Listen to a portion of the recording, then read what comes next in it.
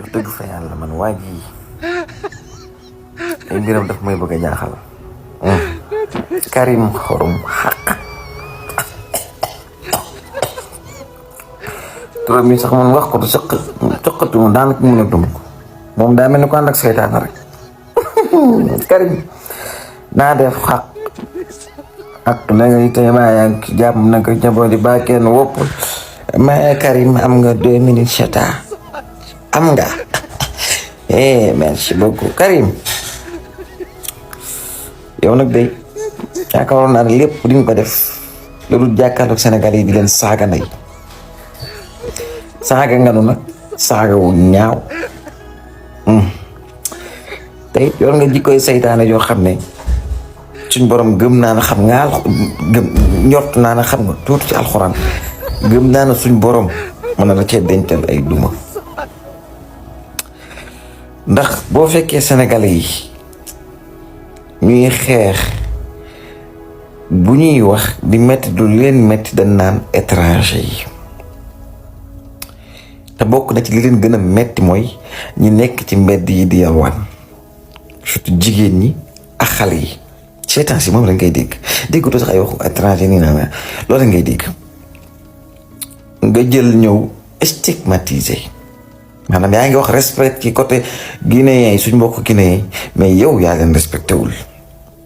ndax bu ñuy wax waxu étranger ak li ñuy mettre suñu réew lu ñu war a régulariser ak lu ñu war a teg ci yoon nga ñëw yow joxoñ daan ne ñun guinéen yi la ñuy waxal mooy benn yaa ngi leen di tooñ ñaar respecté woo leen te comme ni nga ko waxee suñuy mbokk lañ.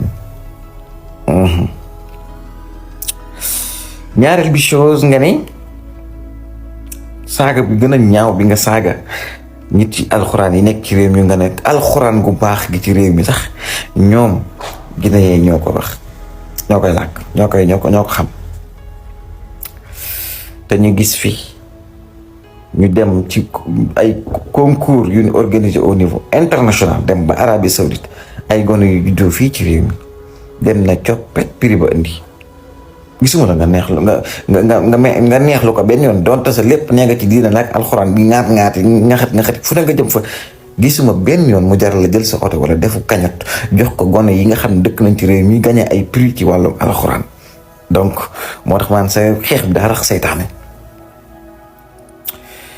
waaye dama laa bëgg a wax nag am na lu gën a yomb li ngay def lu yëpp waaye demal Guinée ñoom ñooy alxuraan gu baax ma yow demal Guinée te li nga waxe boo nee alxuraan gu baax gi c'est-à-dire dafa mel da nga ne am na alxuraan gu baax te man da jàpp naa ne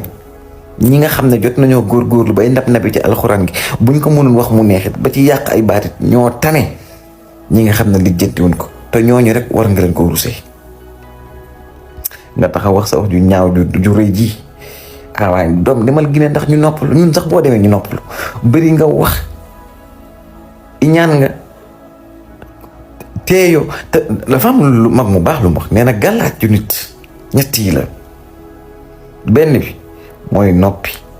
ñaar di teey ñett di maandu defoo ci benn waaye yow mii kan moo la mën a amal gàllaaj Karim doo noppi chaque jour yaa ngi mbappi te heure boo waxee loxo dem gémmiñ gisuma ku lay défendre ci li ngay wax yow sax gëm naa ne boo toogaatee di nga ne waa man li may wax lu mu ñaar teeyoo sujet bu ñëw nga njëkk caa wax te lañ cay wax du baax doo xam na nga cay waxee sam njàng soriwul xaw ma sa xam-xam a gàtt ñett ba maandu woo ndax da ngay dugg ci yenn nit yoo xam ne yenn dimension yi nit yoo xam ne wala yenn dimension ci diina yoo xam ne si nii vraiment xamoo dayoo bi bu ma bañu woon tooñ nag bu ma bañu woon dugg ci lu yàlla gërëmul dinaa na yàmbaa ji dan la ko denc nañ ko nangu denc ko ndax man lii ngay def nii gëm naa ne ku ànd ak sagoom dëgg du doxalee nii ngay doxee